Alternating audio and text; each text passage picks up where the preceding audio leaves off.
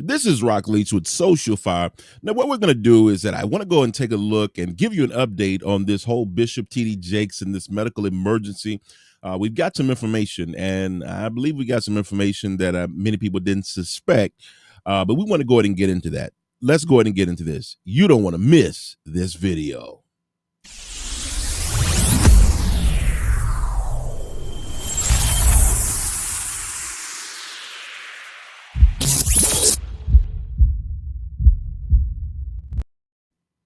Now, when it comes to Bishop T.D. Jakes, we've all heard the information about Bishop T.D. Jakes and what have happened. And when I say what have happened, he had a medical emergency, and I want to go ahead and get straight into it. He had a medical emergency, and this is essentially what happened while he was on stage.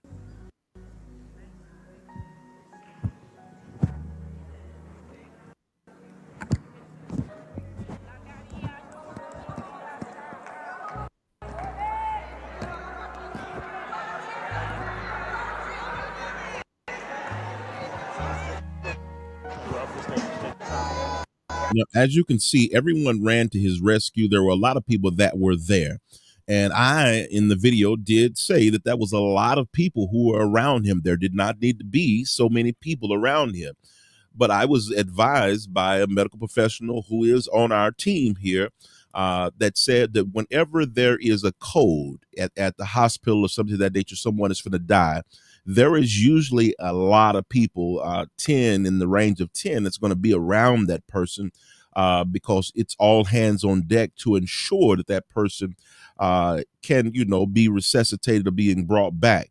And so, I was educated in that aspect. Now, I want to go here because once this all happened, there was something that was put out by the Potter's House Church immediately after that. And you can see the date there. This happened immediately after that. And what our team noticed is that this happened pretty quick. Like as soon as this happened, the Potter's House jumped out because they wanted to get ahead of the narratives. Folk can make up different things. And so this was a statement from the Potter's House of Dallas. And it said, during today's service, Bishop T.D. Jakes experienced a significant health incident and received immediate medical attention following his powerful hour-long message. Bishop Jakes is stable and under the care of medical professionals. The entire Potter's House family is grateful for the outpouring of love, prayers, and support from the community. Thank you for your understanding and continued prayers. Now, this was issued by the Potter's House. Even lately, as of late, we've had the son and daughter get online to say thank you and talk about an update on his health and different things of that nature, which is good. Let's go ahead and share that right here. Hey. I know that today's been an interesting day for us. A tough day. But we didn't want to lay down without giving you all an update about how everything is going with Bishop. We want to thank you, first of all, for your prayers, your support, your concern. It's truly been a blessing. Yeah, we felt those prayers. Obviously, today could have been a tragic day, but it wasn't. By the mercy of God, by the grace of God, Bishop is doing well. Now, I do want to remind you that I here abide by fair use, and I will stop the video, so miss me with the comments about you stopping the video too much. I let that play a little longer, and it's a little bit more to this video, but I'm very impressed with them getting out ahead, trying to make sure that the narratives are not pushed different ways. And that, with the daughter there and the husband there, they jumped out online just about as quick as this article came out as well, with them putting the statement out from the Potter's House. They came well. He's under medical care. He's strong. We're trying to get him to sit down. He's the strong bishop that we know, but we really can't thank you enough for your prayers, for your intercession, for all your kind words, and keep it up. People are asking, what can we do? Keep praying. Keep encouraging. It means a lot to our family. Yeah, I'm so grateful that he's already beginning to improve. And I think it's just a reminder, even going into this holiday season week, to love on the people who you hold near and dear, and just take the time to be grateful for all the people God's given you. Thank you. We love you. Appreciate you. Now, with that said, I do want to go even further because I myself, I said, this looks like it may have been a stroke that happened right there in front of everybody. And strokes can be brought on by stress, but we found out later on that they're saying that it was not a stroke. Many viewers, just as I did, thought that it could be a stroke.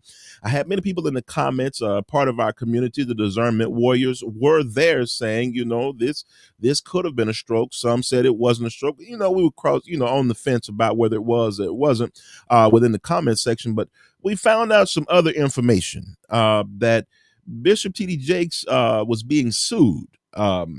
Being sued by a brother here named Dwayne Youngblood, who was suing Bishop Jakes. Now, all of this is going on, and I want to go ahead and get into that article that was given to us. Well, it's actually online; anybody can see it, and we want to go ahead and get into that. Let's go.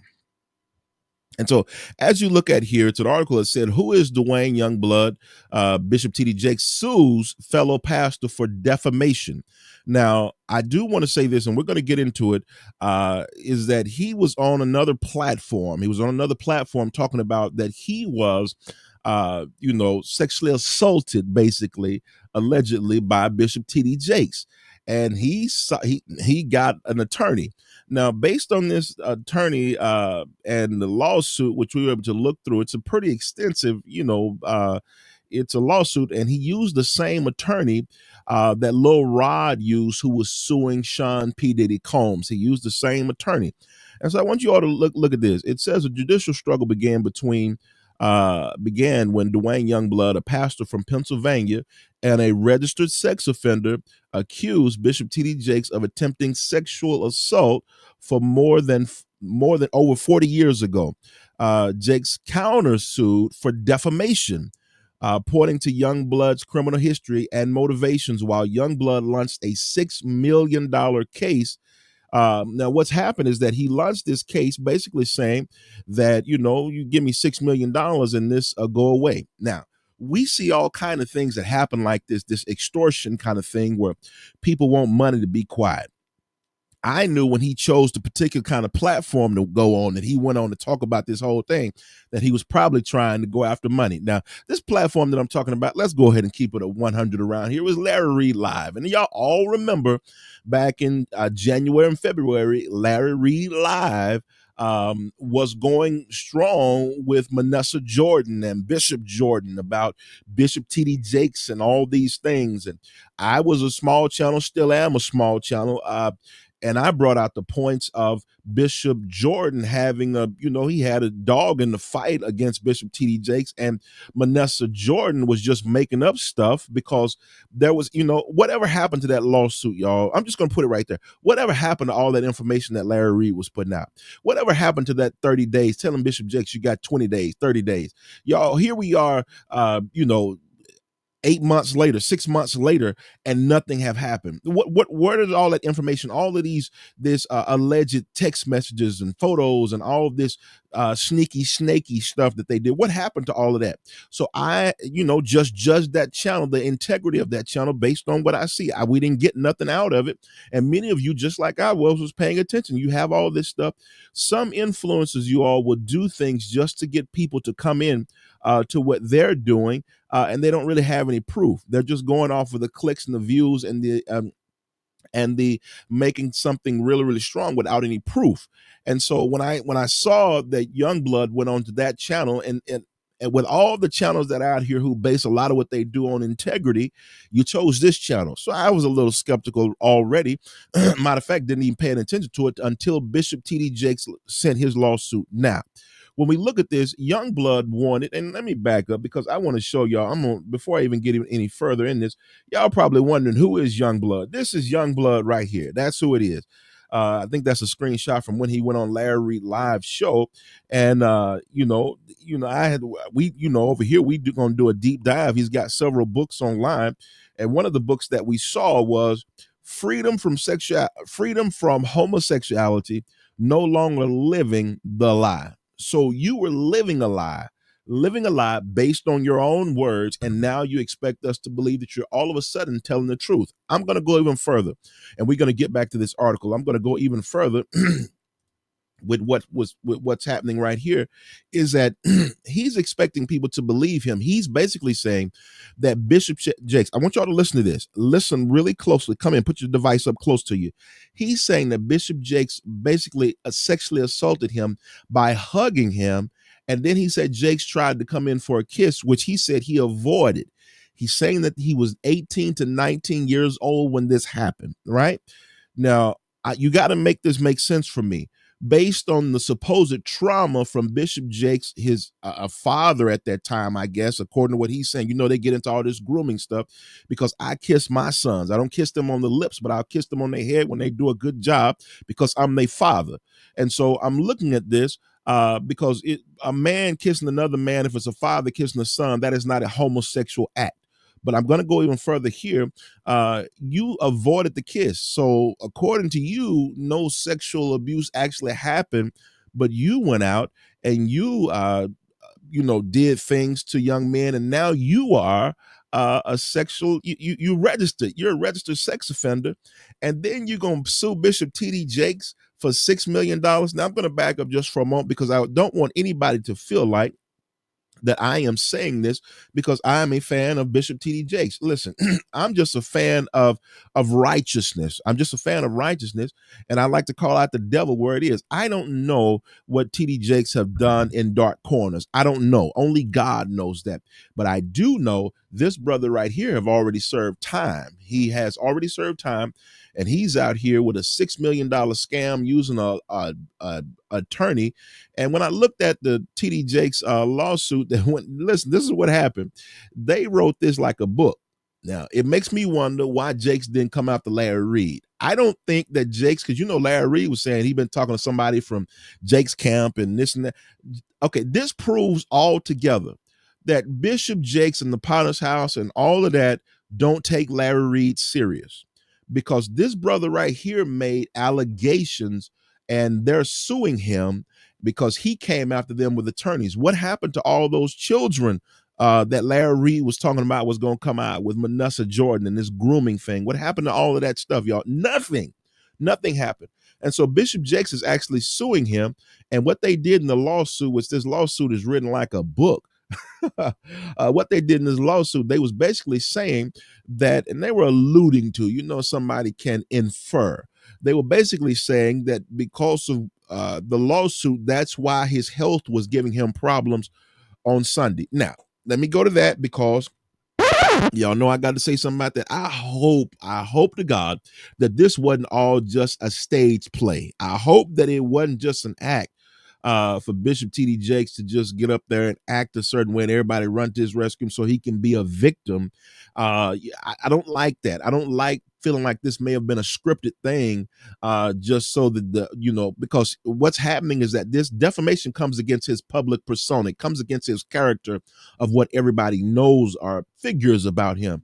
Now, you get this out here, you're trying to be a victim. I don't like the manipulation smell to it, this smell test on it. Now, I want to believe that, if he's really going through something, Lord, heal him in the name of Jesus. I do want to say that. And with this brother here, Dwayne Youngblood, I'm just looking at all the things that are going on. You just have a sketchy history. And that's not to say that you are lying, but that's definitely not saying that you're telling the truth. When you are convicted, you're a known homosexual. You've clearly done things sexually that got you through in jail, and then you're trying to extort Bishop T.D. Jakes for a supposed kiss that never happened. Y'all got to make this make sense for me. This don't make sense to me. And I'm going to go even further here with this article. It goes on to say Dwayne Youngblood, a Pennsylvania-based pastor and registered sex offender, is embroiled in a legal battle with Bishop T.D. Jakes. The New York Post reported Jakes allegedly tried to sexually assault Youngblood over 40 years ago.